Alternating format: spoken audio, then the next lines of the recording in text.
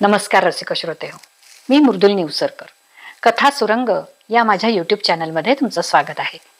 या चॅनलद्वारे मी काही ऐतिहासिक, पौराणिक आणि मनोरंजक गोष्टी सांगत असते. गोष्टी ऐकायला तर सगळ्यांनाच आवडतात, त्यामुळे तुम्ही माझा चॅनल सबस्क्राईब केला नसेल तर नक्की सबस्क्राईब करा. चला तर मग आजची गोष्ट ऐकूया. आजच्या गोष्टीचं नाव आहे पुनर्जन्म. एक राजा होता, त्याचं नाव प्रतिविंध्य. हा राजा राज्यशास्त्र आणि न्यायशास्त्र ह्याच्यामध्ये अगदी पारंगत होता, पण त्याला अध्यात्माची आणि पुराणाची, उपनिषदांची आवड होती.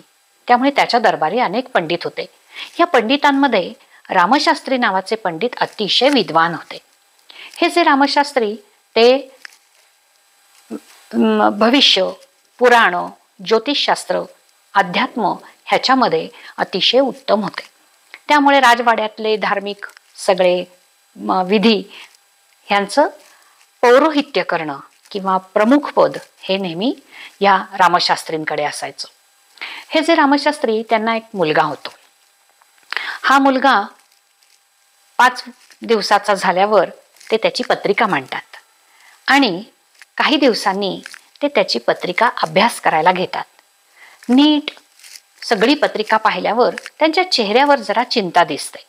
मग त्यांची बायको विचारते, आपल्या बाळाची पत्रिका चांगली नाहीये का? तुमच्या चेहऱ्यावर चिंता का दिसते? मग रामशास्त्री म्हणतात, नाही तसं काही नाहीये, आपला मुलगा अतिशय विद्वान आहे, पण तुला एक गोष्ट त्याच्या आयुष्यभर सांभाळावी लागेल. ती म्हणते, कोणती? मग ते सांगतात, ह्याला कोणतीही भेटवस्तू आलेली घरात घ्यायची नाही, म्हणजेच ह्यानी कोणाचीही भेटवस्तू स्वीकारायची नाही. असं म्हटल्यानंतर त्याची बायको म्हणते, ठीक आहे, एवढं मी पाळीन. हे रामशास्त्री अतिशय विद्वान असल्यामुळे आजूबाजूच्या गावांमध्ये सुद्धा त्यांना काही पौरोहित्य करायला, होम हवन करायला, अशा कार्यक्रमासाठी नेहमी आमंत्रित केलं जायचं. त्याप्रमाणे हे एकदा रामशास्त्री दुसऱ्या गावाला जायचं ठरवतात. त्यावेळेला हा जो त्यांचा मुलगा असतो तो बऱ्यापैकी मोठा झालेला असतो. त्याचं नाव ते ठेवतात शतानिक. हा जो शतानिक असतो तो अतिशय विद्वान असतो. त्यामुळे रामशास्त्रींनी त्याला उपनिषद, पुराण, अध्यात्म, अनेक स्तोत्र, संस्कृत श्लोक, सुभाषित अशा अनेक गोष्टी शिकवलेल्या असतात आणि त्याच्यात तो अगदी पारंगत झालेला असतो. इतका मोठा होईपर्यंत आई वडिलांनी सांगितल्याप्रमाणे त्यांनी आज्ञा पाळलेली असते आणि त्यांनी कोणाचीही भेटवस्तू घेतलेली नसते. एकदा काय होतं, रामशास्त्रींना बाहेरच्या गावी पौरोहित्य करण्यासाठी, होम हवन करण्यासाठी आमंत्रण येतं. बाहेर जाताना ते पुन्हा आपल्या मुलाला सांगतात, मला निदान 4-5 दिवस तरी ह्या कार्यक्रमासाठी लागणार आहेत, तेव्हा लक्षात ठेव, नेहमीप्रमाणे कोणाचीही भेटवस्तू स्वीकारू नकोस. मुलगा म्हणतो, बाबा तुम्ही काही काळजी करू नका, तुम्ही सांगाल तसंच मी वागीन.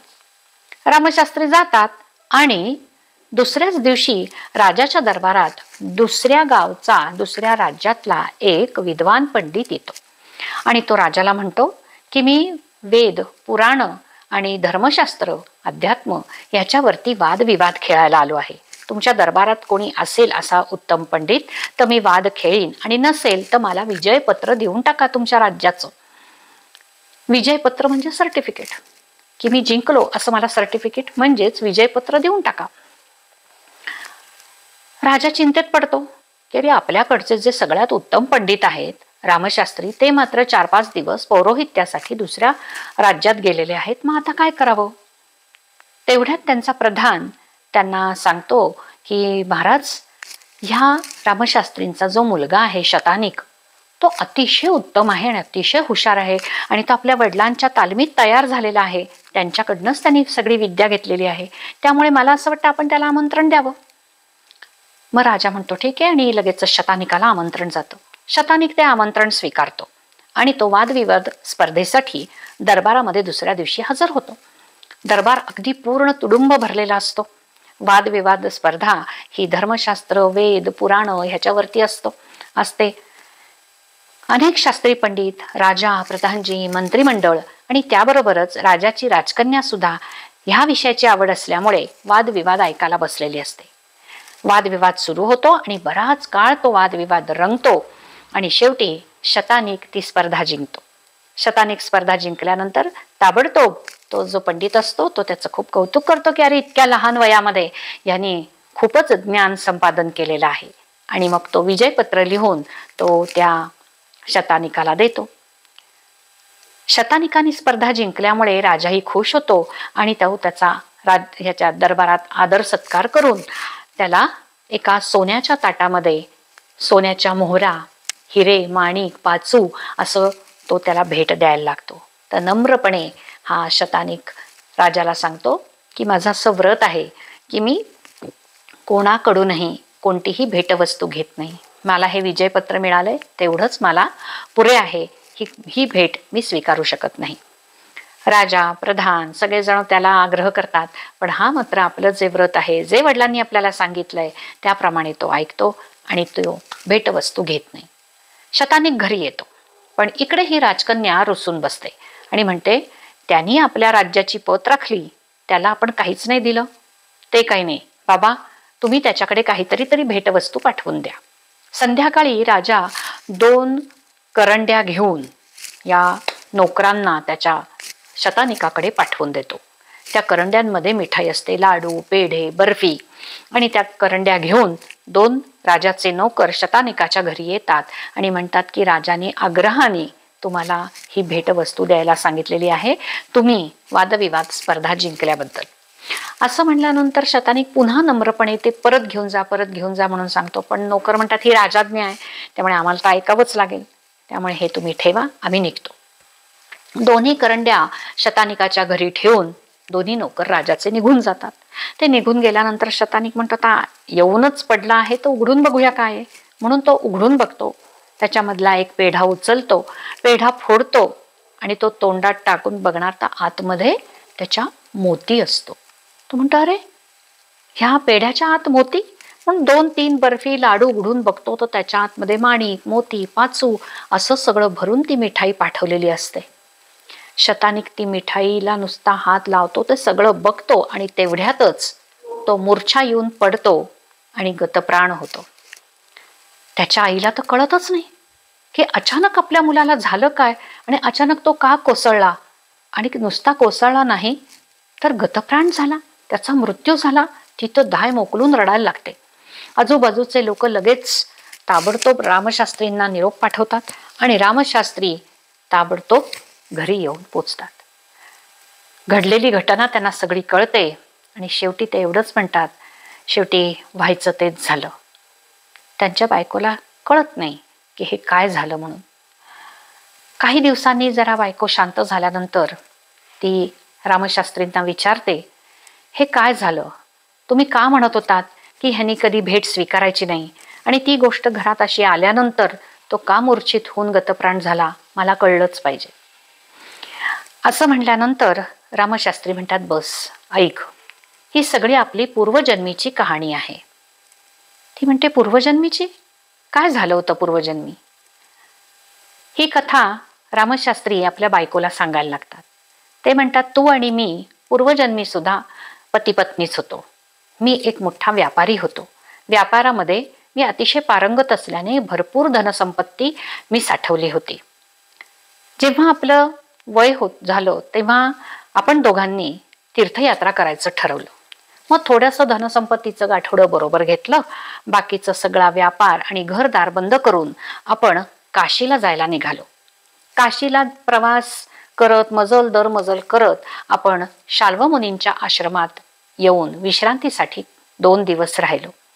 आपले तिथे चांगलं स्वागत झालं, आदरातिथ्य झालं आणि मग तिथून आपण 2 दिवसांनी काशीकडे जायला निघालो. त्यावेळा शाल्व मुनींनी आपल्याला सांगितलं की पुढे घनदाट जंगल आहे, दरोडेखोरांची भीती आहे, त्यामुळे तुम्ही तुमचं जे धन गाठोडं संपत्ती आणलेली आहे ते नीट सांभाळून जा आणि स्वतःच्या जीवालाही सांभाळा.